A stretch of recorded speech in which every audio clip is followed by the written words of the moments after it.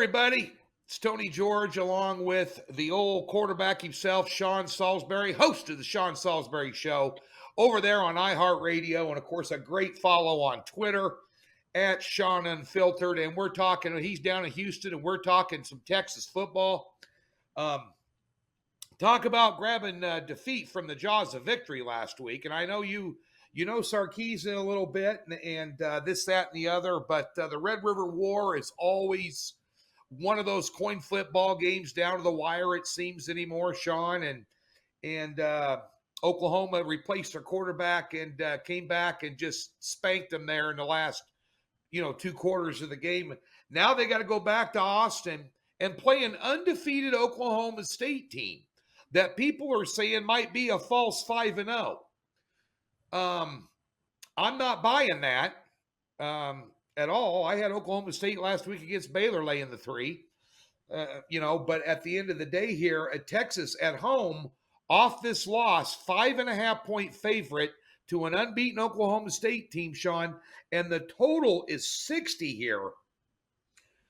And, the one thing I guess I got to ask you is, for all the offensive know-how that Sarkisian has, he hasn't been concentrating on defense. Him or his defensive coordinator, they are ranked. I never thought I'd see this, Sean, and I'm a Big 12 guy. I went to school at Nebraska. We were in the Big 12 forever. I still follow the Big 12. It's one of my specialty conferences. I never thought I'd say this live on a television show. Texas has 107th ranked defense in the country, Sean. That just doesn't happen with their talent level there. And that was on display last week. And in this game, Oklahoma State, I never thought I'd say this, Sean, on a television show or video podcast. Oklahoma State has the number 19th ranked defense in the country. Usually that scenario is flipped in the Big 12. Your thoughts on this game? First off, aside from what happened to them, and congrats to the Aggies on a wow factor weekend. Nobody thought it other than apparently the Aggies in their own building. Yeah, is what Texas did to give up that lead. But it seems like that Red River shootout every year. Last year, Sam Ehlinger comes from behind, leads them on a furious comeback and throws that pick in the end zone.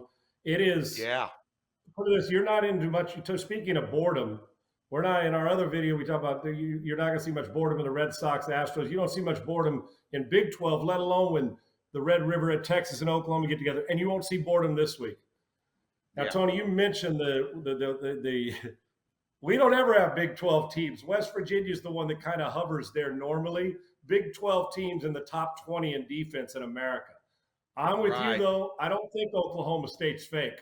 I think Gundy's an underrated football coach. I do. And you know how I feel about Sark. But also with this, I took the over, bet big last week, the over on the Texas-Oklahoma game. And at about halftime, I had it half spent already. So there you go. But you know what I mean? You got to do a lot for me. I know how fast Sark plays.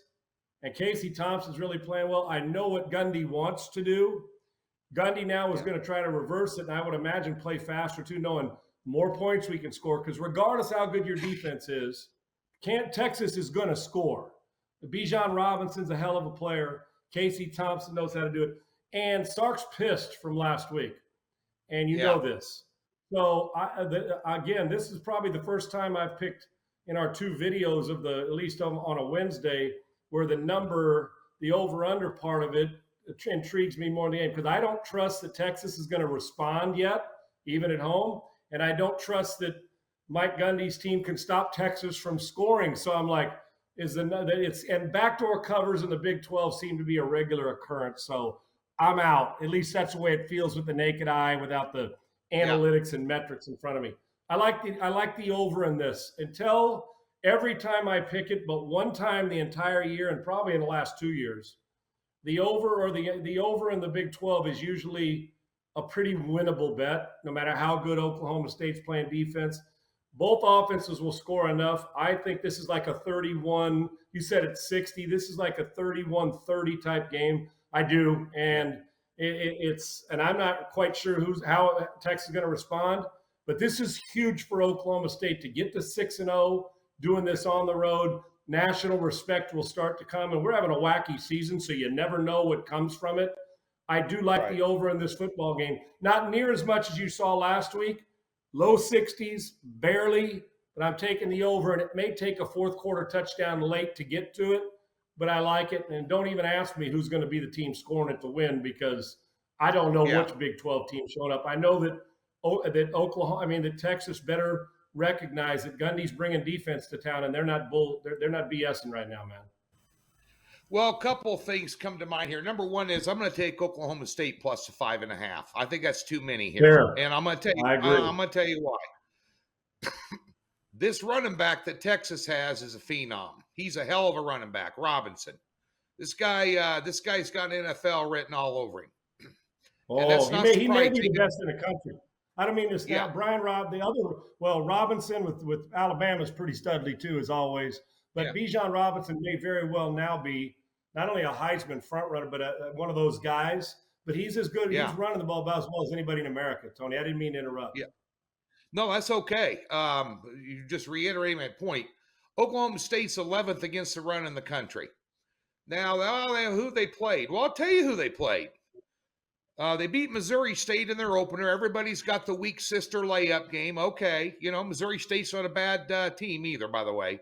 They beat Tulsa, who's beating the piss head, scoring on everybody right now. They're beating the hell out of everybody. They beat Boise State, that just smoked BYU last week. Okay. They beat Kansas State, which Oklahoma struggled.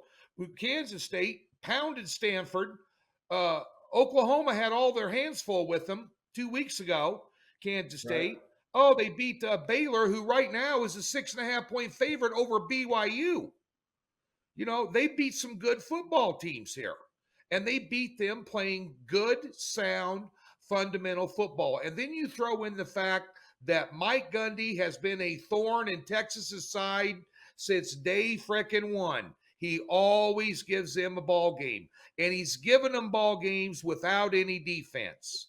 Now, do I think that they can shut Texas down? No.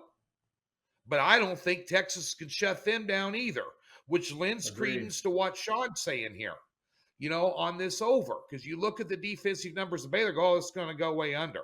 But I'll tell you what, right now, Sark, for a bounce-back team, to have a game the next week off a loss like that, Sean, you want to be playing Kansas. You don't want to be playing Oklahoma State. That's a very tough spot to be playing in here. Even on the road at Iowa State, I wouldn't even take that right now. This is the last team you want to see this week, even though it's in Austin. I'll take the 5.5. Sean likes the over. That is our picks. We have an NFL pick out for you as well today. Sean will be joining us on Thursday to talk some Major League Baseball. Lots of stuff going on down in the state of Texas. And, of course, a fan of the Boston Red Sox as well. So we're going to get Sean's takes on that. He's going to have to keep his heart out of it and his head in it. So we're going to get his takes, and you can get his takes daily. And this is a lively sports talk show, folks. Raw, candid, unfiltered, just like his Twitter handle at Sean Unfiltered, the Sean Salisbury Show on iHeartRadio. Be sure and go over and check that out. It's free. So be sure and get over there and check it out each and every day. And, of course, check me out, DocSports.com. Free $60. Link in the description below. Let's kick some butt this weekend in college football.